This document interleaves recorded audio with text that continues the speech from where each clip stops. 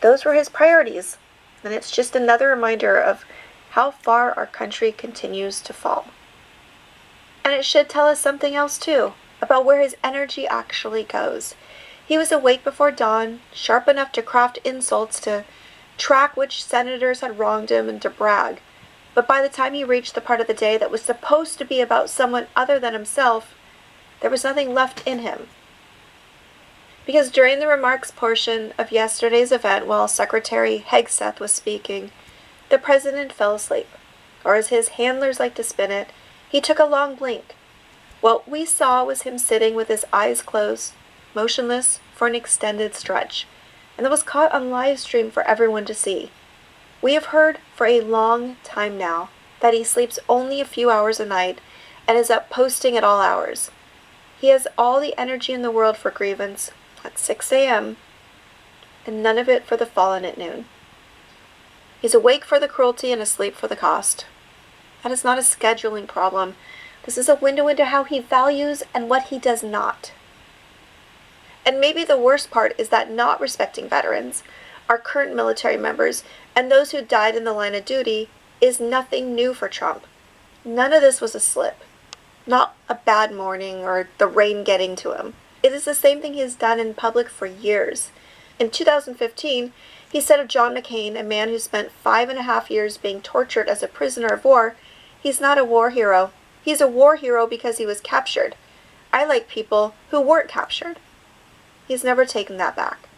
In 2016, when Gold Star father Khizr Khan stood at a podium with his wife beside him and said Trump had sacrificed nothing and no one, Trump's response was to suggest that Khan's wife stood silent because, as a Muslim woman, maybe she wasn't allowed to have anything to say. Their son, Captain Khan, was killed by a car bomb in Iraq while shielding the men around him. He was posthumously awarded the Bronze Star and the Purple Heart. Trump's instinct with that grief was to insult the young man's mother. His own former chief of staff put the worst of it on the record. John Kelly, a retired 4-star Marine general whose son Robert is buried in Section 60 at Arlington, confirmed in 2023 that Trump called Americans who died in war suckers and losers. He described Trump as a man who believes those who serve, who are wounded or captured or killed, are all suckers because there's nothing in it for them, and who did not want to be seen with wounded veterans, with amputees because it doesn't look good for me. The Atlantic first reported that Trump stood at Robert Kelly's grave on a Memorial Day visit and asked, "I don't get it. What was in it for them?" And in the book The Divider, reporters Peter Baker and Susan Glasser recounted Trump telling Kelly he wanted no wounded veterans in his planned military parade, saying, "Look, I don't want any wounded guys." And when Kelly told him those were the heroes, Trump did not understand. It was the plainest summary anyone has ever given of him. In his mind, sacrifice without personal gain makes no sense.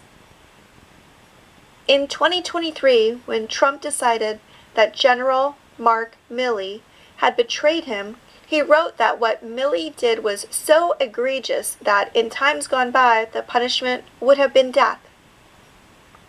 A former president suggesting execution for the nation's highest-ranking military officer.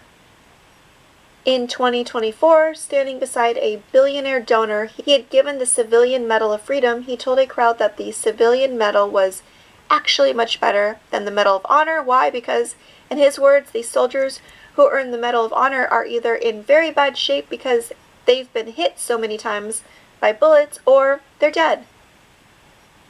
She, by contrast, was a healthy, beautiful woman. That is how he thinks about the highest award this country can give for valor. The wounded and the dead embarrass him. The healthy donor impresses him. This is hard to say. It's so disgusting. And during the 2024 campaign, he went even further at a ceremony honoring the 13 service members killed in the Abbey Gate bombing during the Afghanistan withdrawal.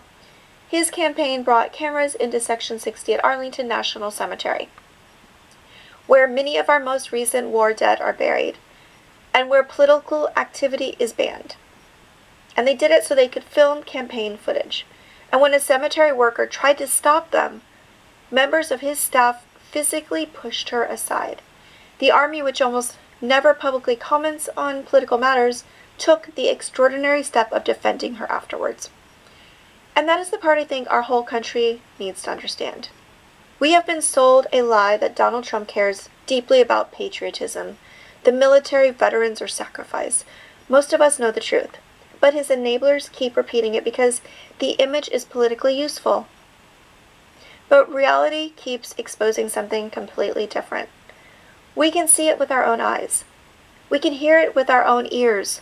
Every time he talks about service members as suckers or losers, and every time Memorial Day becomes another chance for him to rage about himself, and every time he treats sacred places like campaign backdrops instead of grave sites filled with people who gave everything for this country. And maybe that is why all of this hits such a nerve for so many of us. Because once you really understand what sacrifice means, what it means to die for your country and for people you will never meet, you realize the sheer emptiness of what patriotism has become in the hands of people like Trump. You realize the difference between loving your country and simply using it. I remember the first moment I started to truly understand